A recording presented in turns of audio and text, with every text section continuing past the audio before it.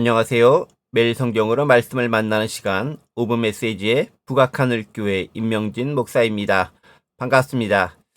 주말이지요. 온갖 좋은 것들이 우리를 유혹하는 그런 계절입니다. 오늘 하루 우리의 관심과 초점은 어디에 있을까요? 하나님 나라는 우리에게 얼마나 큰 관심사로 작용하고 있을까요? 한번 점검해보는 시간 되기 원합니다. 오늘 함께 묵상할 말씀은요, 누가복음 22장 14절에서 23절까지의 말씀입니다. 유월절 만찬의 의미에 대해서 함께 생각해 보도록 하겠습니다. 먼저 말씀 제가 읽어보겠습니다. 때가 이름에 예수께서 사도들과 함께 앉으사 이르시되 내가 고난을 받기 전에 너희와 함께 이 유월절 먹기를 원하고 원하였노라. 내가 너희에게 이르노니 이 유월절이 하나님의 나라에서 이루기까지 다시 먹지 아니하리라 하시고 이에 잔을 받으사 감사기도 하시고 이르시되 이것을 갖다가 너희끼리 나누라.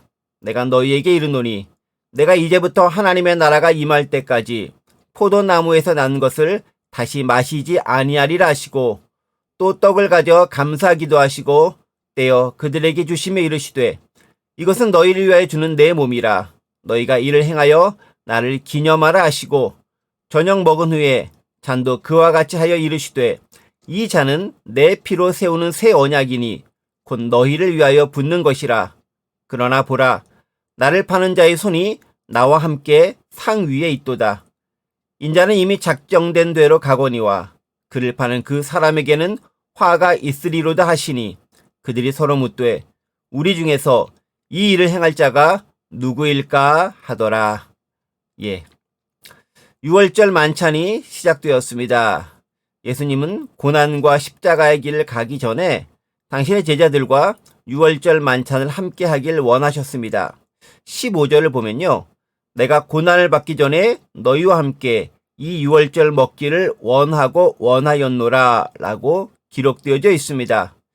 이 구절 보면요. 원하다라는 단어를 두 번이나 반복하시면서 얼마나 제자들과 함께 그 유월절 만찬의 자리를 갖기 원하셨는지를 그 간절함을 우리는 발견할 수 있습니다. 사실 유월절 만찬은 일종의 식사의 자리입니다. 예수님이 당신의 죽음을 앞두고 선택한 것은 제자들과 함께하는 이 식사의 자리였습니다. 식탁 공동체를 마련하신 것이죠. 자, 그런데요. 이 식사라는 것은 단지 밥을 한 끼 먹는 것 그 이상의 의미를 가지고 있습니다. 밥을 먹는 행위는 기본적으로 인간의 생명을 연장하는 그런 행위입니다. 그것은 인간의 가장 기본적인 본능인 동시에 가장 필수적이며 또한 숭고한 행동이기도 합니다. 그리고 우리는 그렇게 밥을 먹는 행위를 누구와 함께 하느냐에 따라 그 가치에 차등을 두고 있습니다. 왜냐하면 우리 정서에요. 함께 밥을 먹는 것은 곧 식구고 가족을 의미하기 때문에 그러합니다.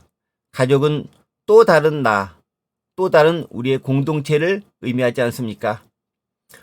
고레이다 히로카즈라고 하는 유명한 일본 영화 감독이 있습니다. 이분은요, 주로 가족과 관계된 그런 영화들을 많이 제작하신 분입니다. 자, 그런데 이분의 영화를 보면 하나같이 정상적인 가족이 별로 없습니다. 영화가 진행되면서 진짜 가족의 의미가 무엇인지를 발견하게 만드는데요.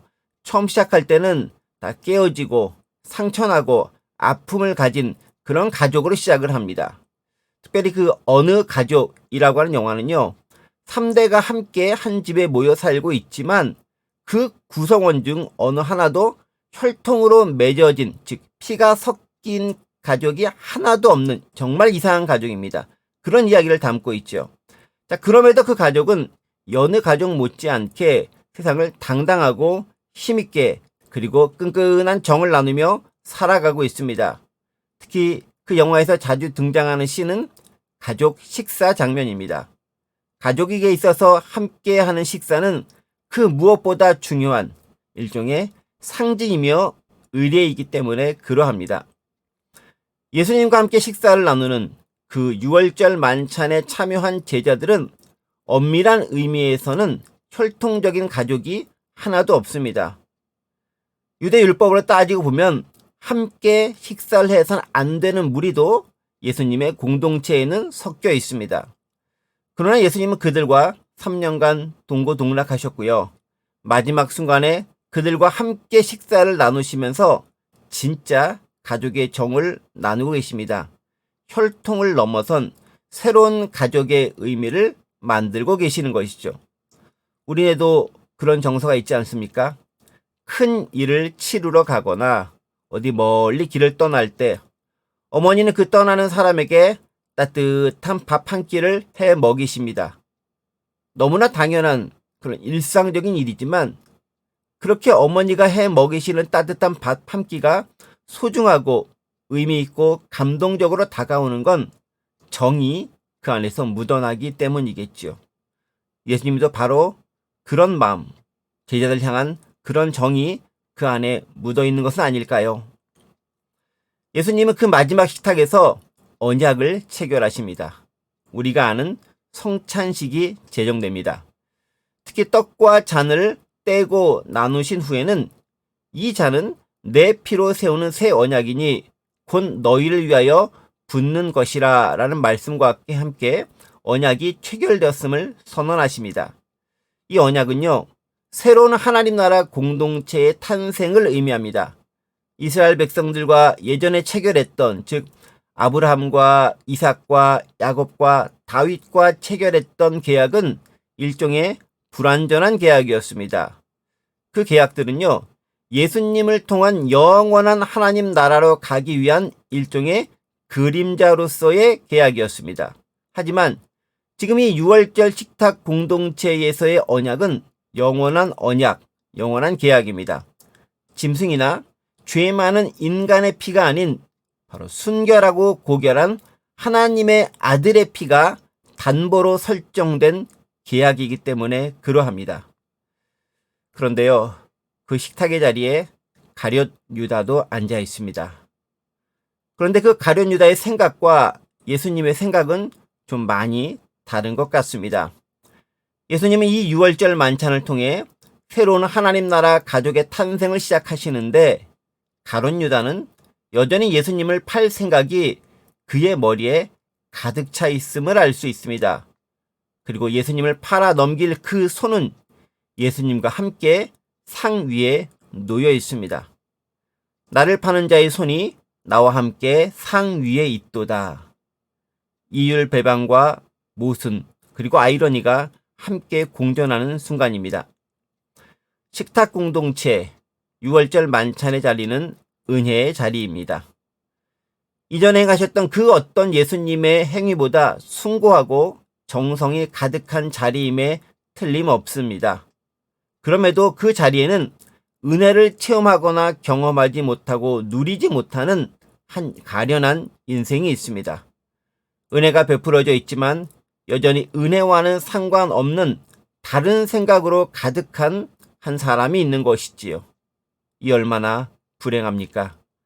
다른 제자들은 훗날 그날을 기억하면서 다른 성도들과 감동과 감격의 성례를 재현하며 예수님을 기념하겠지만 가룟 유다에겐 그 기회마저 박탈당하고 맙니다. 그렇습니다. 은혜의 자리에 있다고 해서 모두 은혜를 받거나 은혜를 체험하는 것은 아닙니다. 한 예배당에 있다고 해서, 한 공동체의 무리라고 해서, 같은 예배에 참여했다고 해서 모두 은혜를 동일하게 체험하는 것은 아니라는 말이죠. 누구에겐 인생을 송두리째 바꿀 만한 감격과 감동의 순간과 시간으로 다가오기도 하겠지만 누군가에겐 아무런 의미도 없는 그저 시간 낭비의 장소로도 사용될 수 있습니다. 인자는 이미 작정된 대로 가거니와 그를 파는 그 사람에게는 화가 있으리로다. 그렇지요. 예수님은 그 누가 그 어떤 방해를 하고 그 얼마나 큰 장애물을 가져다 놓는다 할지라도 그 길을 가시고 그 사명은 반드시 완수되고 성취됩니다. 하나님의 일이기 때문에 그러하겠지요. 다만 그 예수님의 가시는 길을 따르지 않거나 방해하는 자에게 화가 있을 따름이다 라고 선언하고 계십니다. 복음의 가치, 기독교의 가치는 영원합니다.